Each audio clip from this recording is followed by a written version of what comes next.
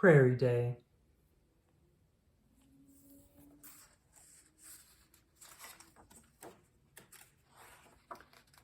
Prairie Day by Laura Ingalls Wilder, illustrated by Renee Graef.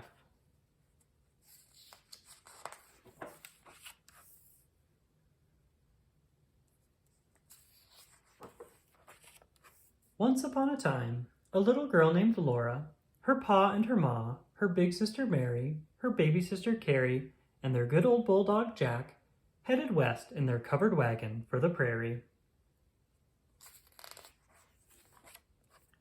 They drove through the snowy woods until they came to the town of Pepin.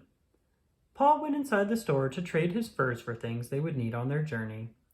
Ma and Laura and Mary ate bread and molasses in the wagon, and the horses ate corn from nose bags. Soon they reached a big lake that stretched flat and smooth and white all the way to the edge of the gray sky. The horses' hoofs clop-clopped, and the wagon wheels crunched as Pa drove the wagon onto the ice. Laura didn't like it, but she knew nothing could hurt her while Pa and Jack were there. At last, the wagon came to a slope of earth, and there stood a little log house among the trees. It was a tiny house for travelers to camp in.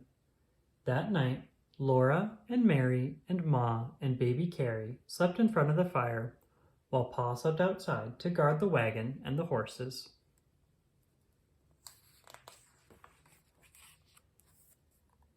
Every day after that, they traveled as far as the horses could go, and every night they made camp in a new place. They crossed too many creeks to count and drove across long wooden bridges. They saw strange woods and even stranger country with no trees. After many days and nights, they came to the Kansas prairie, a flat land with rippling grass and a great big sky. The wind blew Laura's straight brown hair and Mary's golden curls every which way. Soon, Laura and Mary were tired of traveling with nothing new to look at. Poor Jack was tired too. At last, Pa stopped the wagon and said, "We'll camp here for a day or two."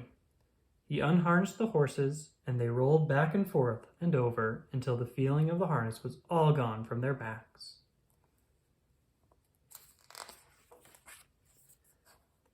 Pa cleared a space in the prairie grass for a fire, and Laura and Mary helped Ma get supper. Pa brought water from a creek, and Ma mixed the water with cornmeal and salt and patted it into little cakes. She fried slices of fat salt pork in the iron spider. The cakes baked, the meat fried, and Laura grew hungrier and hungrier. At last, supper was ready. Pa and Ma sat on the wagon seat, and Laura and Mary sat on the wagon tongue. Each of them had a tin plate and a steel knife and a steel fork. Ma had a tin cup and Pa had a tin cup, and baby Carrie had a little one of her own, but Mary and Laura had to share their tin cup.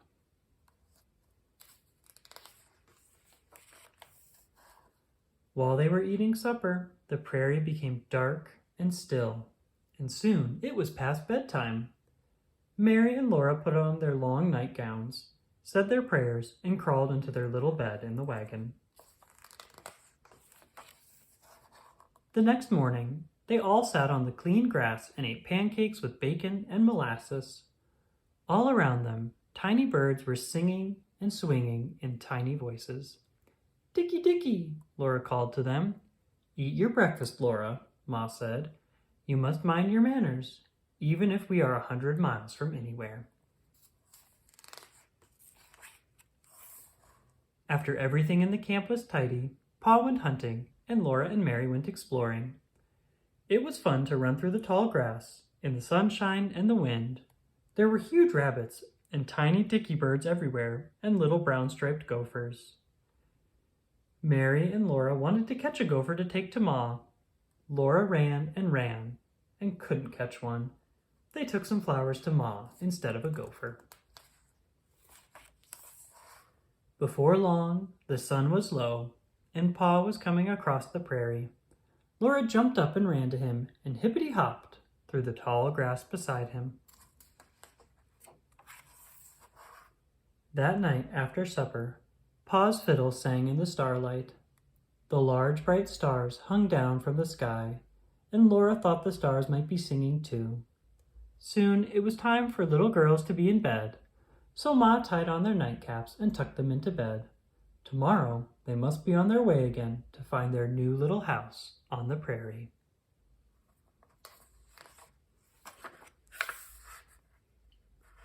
The end.